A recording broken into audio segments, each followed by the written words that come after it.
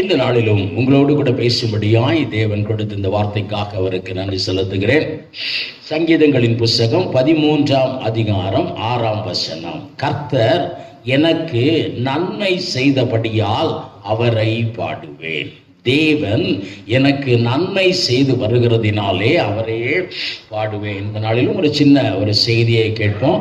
அதற்கு நிறைய பேர் பாடுகிறது இருக்கிறதுனால நம்ம மற்ற பாடல் வேலைக்குள்ளாய் நம்ம கடந்து செல்லலாம். பாடலையும் தேவ ஆராதனைகளையும் தேவனை தொழுது கொள்ளுகிறதை என்ன செய்ய முடியாது, பிரிக்க முடியாது. பிரியமானவர்களே, உண்மையான தெய்வத்தை நமக்கு வேதம் அறிவிக்கிறது. உண்மையான ஆராதனை முறையையும் நமக்கு வேதம் என்ன செய்கிறது, நமக்கு அறிவிக்கிறது. அதனால தான் நம்மளுடைய ஆராதனை மற்றவர்களுடைய ஆராதனைகளை காட்டிலும் வித்தியாசமாய் இருக்கிறது.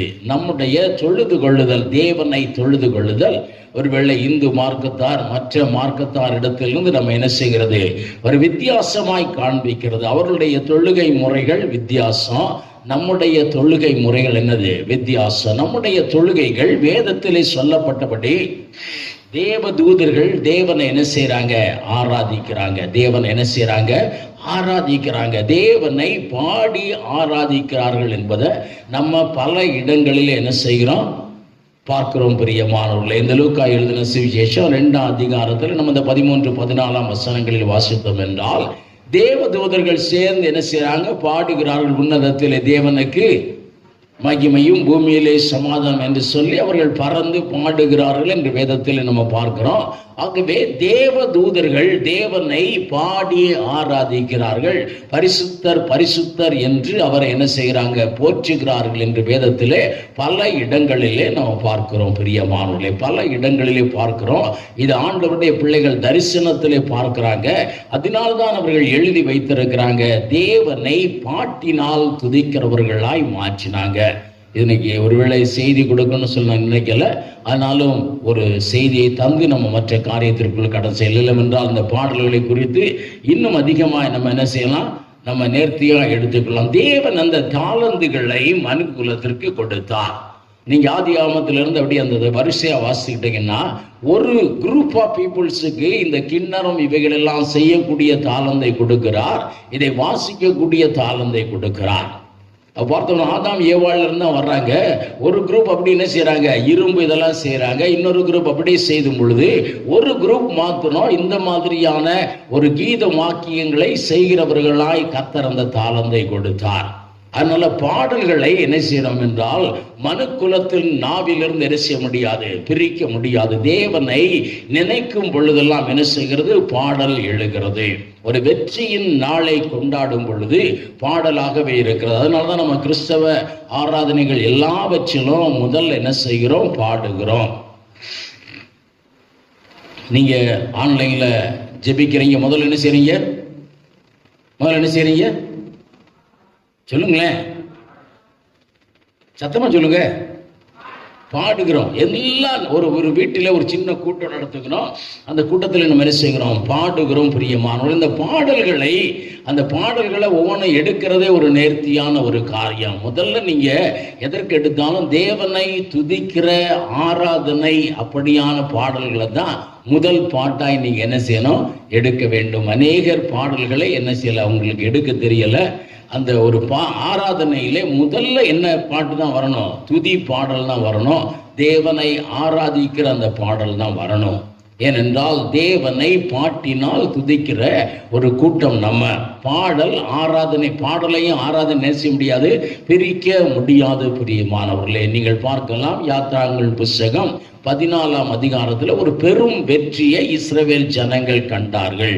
தேவனுடைய அதிசயமான வழிநடத்தலை பார்த்தாங்க. தேவனுடைய வல்லமையான கரத்தை பார்த்தார்கள். தேவன் தன்னுடைய பிள்ளைகளுக்காக வல்லமையாய் கிரியை செய்கிறதை அவர்கள் பார்த்தார்கள். தேவன் தன்னுடைய பிள்ளைகளுக்காக யுத்தம் பண்ணி ஜெயத்தை கொடுத்ததை அவர்கள் பார்த்தார்கள். அந்த எதிரிகளை எல்லாம் அமிழ்த்து போட்டுகிறதை பார்த்து அவர்களால் என்ன செய்ய முடியல, சும்மா இருக்க முடியல. 15ஆம் அதிகாரத்தில் தேவனை பாடி ஸ்தோத்திரிக்கிறாங்க. அல்லேலூயா. ஹல்லேலூயா. இந்த பாடல நல்லா எழுதப்பட்டிருக்கிறது. நீங்க பார்த்தீங்கன்னா முறையாய் பாடினார்கள் சொல்லி அந்த மிரியாம் இவரெல்லாம் எல்லாரும் சேர்ந்து தேவனை துதித்து பார்க்கிறார்கள். இந்த அதிகாரத்துல நல்லா சொல்லுகிறார், தாவீது நிறைய பாடல்களை எழுதியிருக்கிறார், நிறைய பாடல்களை பாடியிருக்கிறார். காரணம், அவர் சொல்லுகிறார், தேவன் எனக்கு நன்மை செய்தபடியினாலே அவரை பாடுவேன். தேவன் செய்த நன்மைகளை நினைத்து நம்ம அமர்ந்தோம் என்றால் நம்முடைய நாவில் என்ன வரும்? பாடல்கள் வரும். அல்லேலூயா, அல்லேலூயா. சில வேளையில இரவு நான் ஒரு ஜெபத்திற்காக உட்கார்ந்து இந்த நன்மைகள் நினைத்தேன்னா சில நாட்கள்ல அப்படி தொடர்ந்து பாடலாவே பாடிக்கிட்டு போய்கிட்டே இருப்பேன்.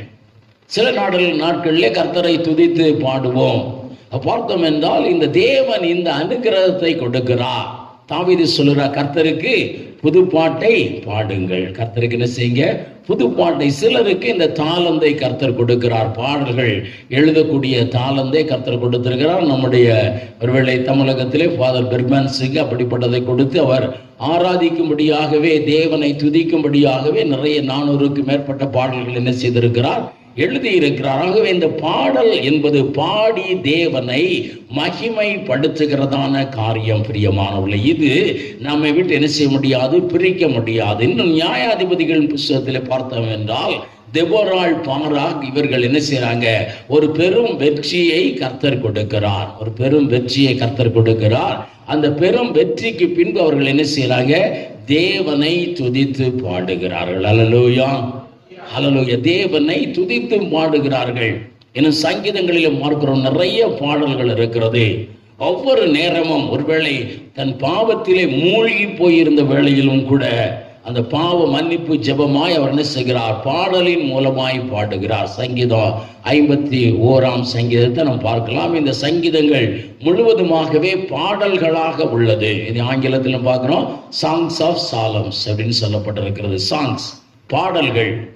அப்ப இந்த பாடல்களின் புத்தகத்திலே கர்த்தர் செய்த நன்மைகளை அல்லது தேவ சமூகத்திலே உட்கார்ந்து ஒருவன் ஆவியினால் நிரப்பப்பட்டான் என்றால் அவனுடைய நாவிலே கர்த்தர் எதை தருகிறார்? பாடலை தருகிறார். அல்லேலூயா. இந்த தாளந்தை தருகிறார், இந்த தாளந்தை தருகிறார்.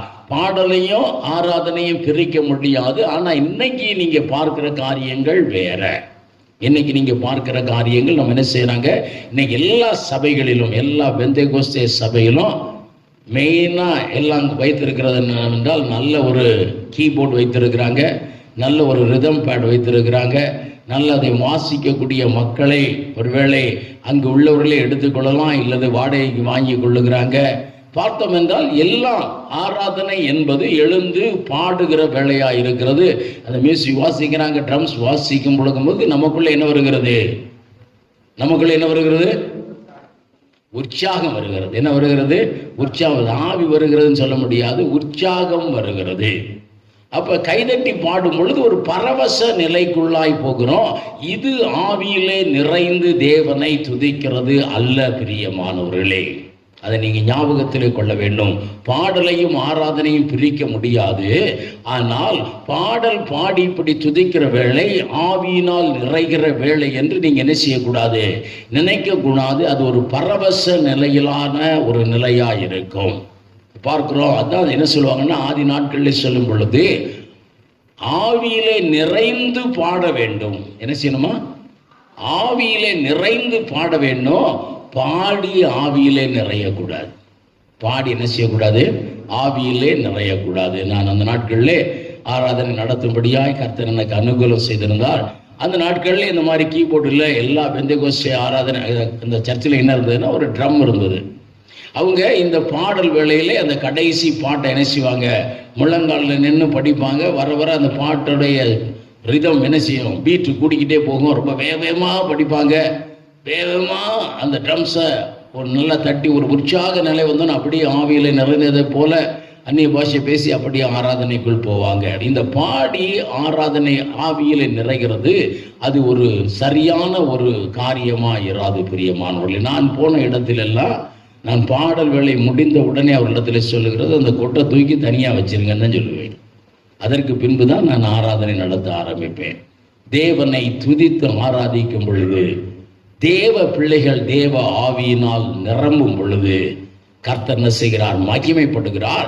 அந்த ஆவியிலே நிரம்பின பின்பு நீங்க என்ன செய்யணும்? தேவனை என்னன்னா அந்த ஆவியிலே நிறைந்து பாடும் பொழுது உங்களுக்குள்ளே வரங்கள் வல்லமைகள் என்ன செய்யும்?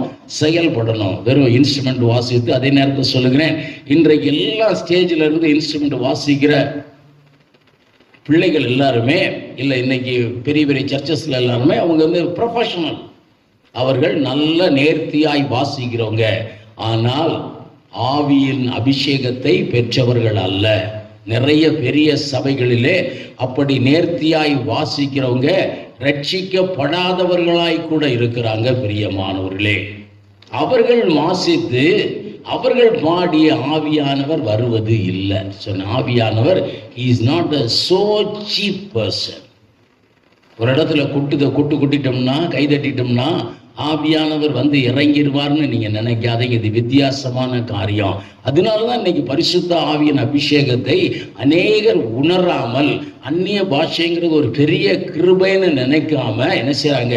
அதை நிறைய கமெண்ட் பண்ணி பேசுறாங்க. அது இல்லைன்றாங்க, அது அப்படின்றாங்க, இப்படின்றாங்க. காரணம், நமக்கு இன்னைக்கு எப்படியா இருக்கிறது? சபைகள் ஒரு குவாலிஃபைடு சர்ச்சஸா என்ன செய்யல இல்லை.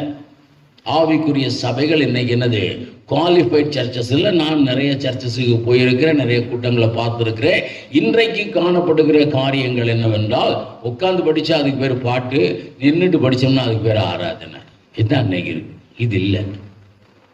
இதை தயவு செய்து விட்டுருங்க. நின்று கர்த்தரை நினைத்து தேவனை சோதரித்து அவர் செய்த நன்மைகளை உண்மையாய் உங்கள் உள்ளத்திலே உணரும் பொழுது உங்கள் உள்ளத்தை தேவன் தன்னுடைய ஆவியினால் என்ன செய்கிறார்? நிரப்புகிறார். அல்லது உங்களை ஏற்கனவே நிரப்பி வைத்திருக்கிற ஆவியானவர் என்ன செய்கிறார்? பொங்கி வழிகிறார். அப்பதான் ஆவியிலே நிரப்பப்படுவோம். உங்கள் இடத்திலிருந்து அல்லது இந்த ஆராதனை நடத்துகிறவர்களிடத்திலிருந்து வருகிற அந்த பொங்கி வருகிற அந்த ஆவியானவர் சபையை நிரப்புகிறார், சபையின் மக்களை நிரப்புகிறார். அப்பதான் புதியவர்கள் ஆவியை பெற்றுக் கொள்ளுகிறார்கள். அல்லேலூயா, அல்லேலூயா. ஏற்கனவே ஆவியிலே நிறைந்தவர்கள் உண்மையாய் ஆவியிலே நிறைந்து தேவனை அந்நிய பாஷையில அவர்கள் மனதார துதித்து கொண்டிருக்கும் பொழுது அந்த பாத்திரம் நிரம்பி வழியும் பொழுது பக்கத்தில் உள்ளவர்கள் அந்த ஆவியானவர் என்ன செய்கிறார்? தொடுகிறார். ஆவியானவரால் சபை முழுவதும் நிரம்பும் பொழுது அங்கே பெரிய காரியங்கள் செய்யப்படுகிறது. அல்லேலூயா. பார்க்கிறோம். அவருக்கு ஒரு முக்கியத்துவம் கொடுக்க வேண்டும் என்றால் இந்த சபை யார் ஆவியிலே நிரம்புவார்கள்? அது இன்னொரு நாள்ல பேசலாம். வெறும் உங்க ஸ்டேஜில் இருந்துகிட்டு இன்ஸ்ட்ருமெண்ட்டை வாசித்துக்கிட்டு இந்த ட்ரம்மை போட்டு அடிச்சு அவர்கள் அல்ல, அவர்கள் அபிஷேகம் பெற்றவர்கள் அல்ல. இன்னும் பார்த்தோம் என்றால் திரும்ப திரும்ப சொல்லுகிறேன், அதுல அநேகர் ரட்சிக்கப்படாத உலக மனிதர்களாம் இருக்கிறாங்க. அவங்க ட்ரம் அடிச்சு ஒன்னும் ஆவியானவர் என்ன செய்ய மாட்டாரு? வரமாட்டாரு. அப்படி வருகிறது வெளியே மேலே அடித்து வர்ற மாதிரி உள்ளது. அதை நீங்கள் ஞாபகத்தில் வச்சுக்கணும். அப்படி குறைவான ஒரு தரம் இல்லாத ஆராதனைகளுக்குள்ளாய் நம்ம என்ன செய்யக்கூடாது? கடந்து போகக்கூடாது. நீங்கள் தேவனை ஒரு 10 வார்த்தை உணர்ந்து நீங்கள் சொல்லும் பொழுது தேவ ஆவியானவர் உங்கள் உள்ளத்திலே வருகிறார். நீங்கள் அவரால் முத்தரிக்கப்பட்டீர்கள். பாடல்களை என்ன செய்ய முடியாது? பிரிக்க முடியாது பிரியமானவர்களே. ஆனால் வெறும் பாடல் மட்டும் ஆராதனை அல்ல. தேவனுக்கென்று நம்மை அர்ப்பணித்து ரட்சிக்கப்பட்ட மக்கள். சபையில் இருக்கிறதெல்லாம் யார் தான்? சபையில் இருக்கிறதெல்லாம் யார் தான்? ரட்சிக்கப்பட்ட மக்கள். ரட்சிக்கப்பட்ட மக்களை கர்த்தர் அனுதினமும் சபையிலே சேர்த்து வந்தார். இதுல கொஞ்சம் பாகுபாடு இருக்கிறதற்கு காரணம், நம்முடைய பிள்ளைகள், ரட்சிக்கப்பட்டவர்களுடைய பிள்ளைகள் இப்பதான் ரட்சிப்பின் அனுபவத்தை அவங்க என்ன செய்ய போறாங்க? பெற்றுக்கொள்ள போகிறார்கள். அதனால கொஞ்சம் தொய்வுகள் வரும். ஆனாலும் ரட்சிக்கப்பட்ட மக்கள் தேவனை துதித்து ஆராதித்து ஆவியிலே நிரம்பி, இந்த 2 காரியங்களை நான் திரும்ப திரும்ப சொல்லுகிறேன். இந்த ஆராதனையில் பிரியமானவர்களே, கை தட்டி ஆவியிலே நிறையாதீங்க, ஆவியிலே நிறைந்து கைதட்டுங்க. பாடி ஆவியிலே நிரம்பாதீங்க, ஆவியிலே நிறைந்து பாடுங்க. அந்நிய பாஷை பேசி ஆவியிலே நிரம்பாதீங்க, ஆவியிலே நிரம்பி அந்நிய பாஷை பேசுங்க. இந்த ஆவியானவரால் நிரப்பப்படுகிறது தான் முதல்ல நடக்கக்கூடிய காரியம். நிறைய கூட்டங்களுக்கு போயிருக்கிறேன். எல்லாரும் நடத்துகிறவர் பார்ப்பாரு. ஒன்றும் இல்லைன்னா எல்லாரும் பலமாய் கைதட்டுங்க. கைதட்டும் பொழுது நமக்கு என்ன வரும்? ஒரு உற்சாகம் வரும். அதைத்தான் நம்ம என்ன நினைக்கிறோம்? ஆவியானவர் வந்துட்டார்னு நினைக்கிறோம். பிரியமானவர்களே, இந்த பாடல் நல்லது. இந்த பாடல் தேவனை, இந்த பாடலுடைய வரிகளை நீங்கள் உணர்ந்து பாடுவீர்கள் என்றால் ஆவியானவர் உங்களுக்குள்ளே வருவார். ஆவியானவர் உங்களிடத்திலிருந்து பொங்கி எழுவார். பிரியமானவர்களே, இந்த பாடலை நம்ம ஆராதனை விட்டு விளக்க முடியாது. பாடல்கள் ஆவியிலே நிறைந்து தேவனுக்கென்று அர்ப்பணித்து தேவன் செய்த நன்மைகளை சொல்லி துதித்து துதித்து ஆவியிலே நிரம்பிக் கொண்டிருப்போம் என்றால் பாடிக்கொண்டே இருப்போம். அல்லேலூயா, அல்லேலூயா. இந்த வெற்றியை, தேவன் வெற்றியை தந்தார் என்றவர்கள் பாடும்படியாக அடுத்தாக நம்ம பார்க்கிறோம். இந்த மரியாளின் கீதம் என்று ஒரு கீதம் சொல்லப்பட்டிருக்கிறது. தேவன் வாக்கு தத்தங்களை நிறைவேற்றினதை மரியாள் கண்டு என்ன செய்தார்? ஆவியிலே நிரம்பி பாடினார் என்று வேதம் சொல்லுகிறது. லூக்கா எழுதின சுவிசேஷத்தில் நம்ம பார்க்கிறோம். தேவன் தன்னுடைய வாக்கு தத்தை, தேவன் நமக்கு ஒரு அற்புதமான நன்மைகளை செய்தார் என்றால், தேவன் ஒரு அதிசயமான ஒரு நன்மையை செய்வார் என்றால் நம்மால் என்ன செய்ய முடியாது? அடக்கி கொள்ள முடியாது. பிரியமானவர்களே, என்னோடு கூட பேங்க்ல ஒரு சகோதரன் ஒர்க் பண்ணி இருந்தார். அந்த சகோதரனா வேறொரு பிரான்ச்சுக்கு போக முடியாது சொன்னார். ஏற்கனவே சொல்லியிருக்கிறேன். அந்த சகோதரன் பேர் ரூபன். அவர் பஸ்ஸை மிஸ் பண்ணி ரொம்ப கஷ்டப்பட்டு அந்த இடத்திற்கு சென்றார். சரியாய் போய் சேர்வதற்கு பதிலாக ஒரு அரை மணி நேரம் கால தாமதமாக போனார். அந்த அரை மணி நேரம் கால தாமதமாக போனதினால ஒரு பெரிய பிரச்சனையிலிருந்து அவர் என்ன செய்யப்பட்டார்? விடுவிக்கப்பட்டார். ஒருவேளை அரை மணி நேரத்துக்கு முன்னால போயிருந்தோம்னா இவர் கையிலிருந்து ரூபாயை இழக்கும்படியான காரியங்கள் நடந்திருக்கும். அரை மணி நேரம் லேட்டா போனதுனால அவர் அந்த பிரச்சனையிலிருந்து என்ன செய்தார்? தப்பித்து கொண்டார். அந்த சகோதரன் இப்படியாய் சொன்னார், அதை நினைத்த மாத்திரத்தில் என்னால் என்னை அடக்கி கொள்ள முடியல. நேர நான் ரெஸ்ட் ரூம் போய் கதவை பூட்டி, ஆண்டவரே உமக்கு நன்றின்னு சொல்லி என் மனதை திறந்து சொன்னேன் என்று சொல்லுகிறார். தேவன் நமக்கு ஒரு நன்மை செய்துட்டாருன்னா, ஒரு அதிசயம் நடந்துச்சுன்னா அந்த அந்த ஒரு சந்தோஷத்தை நம்மால் என்ன செய்ய முடியாது? அடக்கி கொள்ள முடியாது. நம்ம உடனே போய் அவரை துதிக்கும் பொழுது தேவன் சில வேளைகளில் உங்களுக்கு எதை கொடுக்கலாம்? பாடலை கொடுக்கலாம். அதனால் இந்த நாட்களிலே தேவனிடத்தில் கேட்போம், ஆண்டவரே உம்மை பாடி ஆராதிக்க தேவன் எங்களுக்கு கிருபை தாங்கன்னு கேளுங்க. ஆண்டவரே பாடும்படியான தாளந்தை எங்களுக்கு தாங்கன்னு கேளுங்க. ஆண்டவரே உமக்கென்று ராகங்கள் அமைத்து பாடல் எழுதும்படியான ஒரு அனுபவத்தை கர்த்தர் எங்களுக்கு தாங்கன்னு சொல்லி தேவனிடத்தில் கேளுங்க. தேவனை புது புது பாடலினாலே அவரை துதிப்போம். தேவன் நமக்கு நன்மை செய்தபடியினாலே அவரை பாடிக்கொண்டே இருப்போம். இந்த நாளிலும் கிறிஸ்மஸ் கேரல் சர்வீஸ் எதற்கு வைத்திருக்கிறோம் என்றால், இன்னொரு கிறிஸ்மஸ் காலங்களை நம்ம கண்டிருக்கிறோம். பிரியமானவர்களே, 2015 பார்க்கிறோம், 15-16 இந்த கொரோனா பீரியட்லாம் தாண்டி இன்னும் பார்க்கிறோம். இந்த வெதர் ஒருவேளை எப்படி இருந்தாலும் சரி, தேவன் அவைகள் எல்லாவற்றிலும் இருந்து நம்மை பாதுகாத்து இந்த நாளிலே வந்திருக்கிறார்னு தேவன் செய்த இந்த நன்மைகளை நினைக்கும் பொழுது அவரை துதியாமல் இருக்க முடியாது, அவரை பாடாமல் இருக்க முடியாது. அவரை பாடுகிற பாடல்கள் தேவன் செய்த நன்மைக்காக அவரை மகிமைப்படுத்துகிறதா இருக்கட்டும். அல்லேலூயா. வந்து பாடுகிற ஒவ்வொருவருடைய மனதிலும் இருக்கிற காரியம், இந்த நாளை கர்த்தர் எனக்கு தந்தார், இந்த நாளிலே நிற்க எனக்கு கிருபை செய்தார், இந்த நாளிலே என் வாயை திறக்க கர்த்தர் எனக்கு கிருபை செய்தார்னு சொல்லி தேவன் செய்த நன்மைகளை நினைக்கிற அந்த நன்றி பாடலாக வெளிப்பட வேண்டும். அப்படியாய் பாடுவோம்.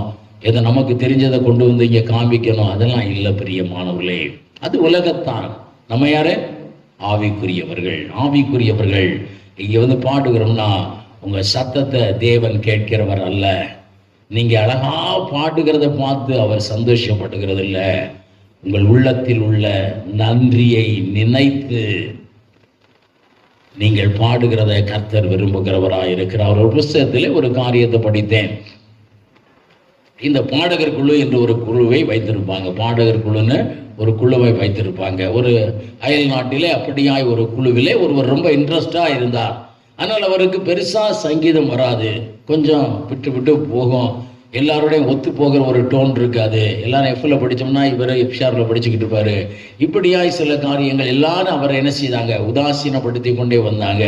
அவருக்கு அது கஷ்டமா இருந்தது. அவர் ஆண்டவரை துதிக்கிற அந்த குழுவில் இருந்து ஒரு நாள் என்ன செய்தாரா, அவர் இனிமே நான் இந்த குழுவுக்கு போகவே மாட்டேன், எனக்கு பாடுகிற திறமை இல்லை, அதனால நான் போக மாட்டேன்னு சொல்லி அவர் அந்த குழுவை விட்டு வெளியே விலகி வீட்டிற்கு வந்தாராம். அந்த இரவு அவருக்கு ஒரு தரிசனம் உண்டாயிற்றான்.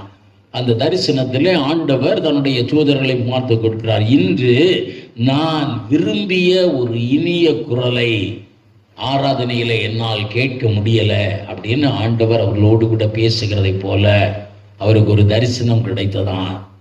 அப்பொழுது அவர் உணர்த்தப்பட்டாராம், என்னுடைய குரலை அல்ல, என்னுடைய மனதில் இருந்து பொங்குகிற நன்றியை தேவன் கேட்க விரும்புகிறார்.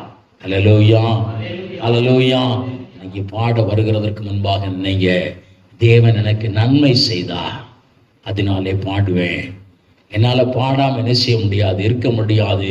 உங்கள் குரல் சரியில்லாமல் இருக்கலாம், உங்கள் குரல் வீக்கா இருக்கலாம், உங்கள் குரலை மற்றவர்கள் விரும்பாமல் இருக்கலாம், உங்கள் குரலை ஒருவேளை அது அவசரமாக கூட இருக்கலாம். ஆனால் உங்கள் உள்ளத்திலிருந்து பொங்கி வருகிற நன்றியினாலே நீங்க பாடுகிற அந்த வார்த்தையை கர்த்தர் விரும்புகிறார். ஹல்லேலூயா, ஹல்லேலூயா, ஹல்லேலூயா.